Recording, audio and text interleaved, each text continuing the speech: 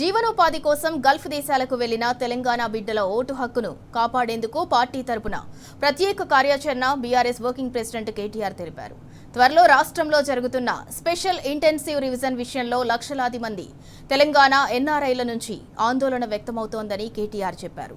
ఈ విషయంలో గల్ఫ్ బాట పట్టిన తెలంగాణ బిడ్డల ఓటు హక్కులు తొలగించకుండా ఉండేలా చర్యలు తీసుకోవాలని కోరుతూ కేంద్ర ఎన్నికల సంఘాన్ని పార్టీ తరపున కలుస్తామని కేటీఆర్ పేర్కొన్నారు. ఇవాళ మాజీ మంత్రి ఎమ్మెల్యే ప్రశాంత్ రెడ్డి నివాసంలో జరిగిన నిజామాబాద్ కామారెడ్డి జిల్లా అసెంబ్లీ నియోజకవర్గ ఇన్ఛార్జీల సమావేశంలో సీనియర్ నేతలతో కూడిన సమీక్షా సమావేశం కేటీఆర్ దిశానిర్దేశం చేశారు. ఈ సందర్భంగా ఇప్పటికే వందలాది మంది ఎన్ఆర్ఐలు తమ స్థానిక శాసనసభ్యులకు మాజీ శాసనసభ్యులకు ఫోన్లు చేసి ఆందోళన చెందుతున్న విషయాన్ని కేటీఆర్ దృష్టికి తీసుకువచ్చారు. వెంటనే స్పందించిన కేటీఆర్ ఈ విషయంలో జాతీయ ఎన్నికల సంఘాన్ని కలిసి తెలంగాణ ఎన్ఆర్ఐల ఓటు హక్కును కాపాడేలా చూస్తామని హామీ ఇచ్చారు.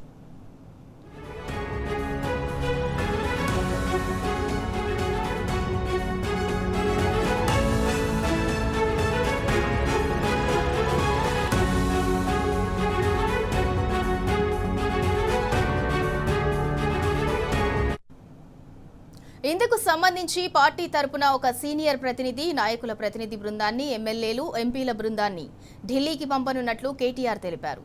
దీంతో పాటు స్థానికంగా కూడా పార్టీ తరపున ఎస్ఐఆర్ కోసం నియమించిన బూత్ లెవెల్ అసిస్టెంట్ల ద్వారా గల్ఫ్లోని తెలంగాణ బిడ్డల ఓటు హక్కును కాపాడేందుకు సహాయ సహకారాలు అందిస్తామని కేటీఆర్ తెలిపారు.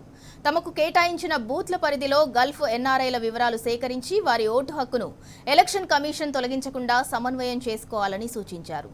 ఇందుకు సంబంధించి ఉమ్మడి నిజామాబాద్, కరీంనగర్ జిల్లాల ప్రజాప్రతినిధులు, నియోజకవర్గ ఇన్ఛార్జీలు ప్రత్యేక చొరవ చూపాలని కోరారు. దీంతో పాటు పార్టీ తరపున ఎస్ఐఆర్ కోసం నియమించిన బూత్ లెవెల్ ఏజెంట్లతో కూడా సమన్వయం చేసుకోవాలని సూచించారు.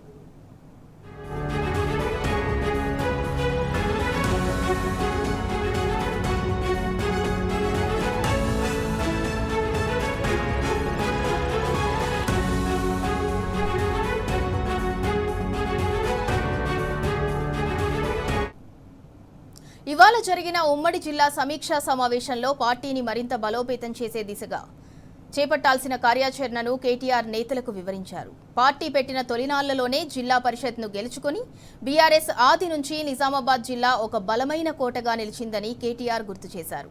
కేసీఆర్ సూచించినట్లు సభ్యత్వ నమోదు కార్యక్రమాన్ని పకడ్బందీగా నిర్వహించాలన్నారు. దీంతో పాటు ఎస్ఐఆర్ స్పెషల్ ఇంటెన్సివ్ రివిజన్ కార్యక్రమాన్ని కూడా పకడ్బందీగా నిర్వహించి ఏ ఒక్క పౌరుడి ఓటు హక్కు తొలగించకుండా చూడాలని సూచించారు. ఉమ్మడి నిజామాబాద్ జిల్లాలోని నేతలంతా తమ స్థానిక నియోజకవర్గాల్లో ఉన్న స్థితిగతులపైన కేటీఆర్కి వివరాలు అందజేశారు.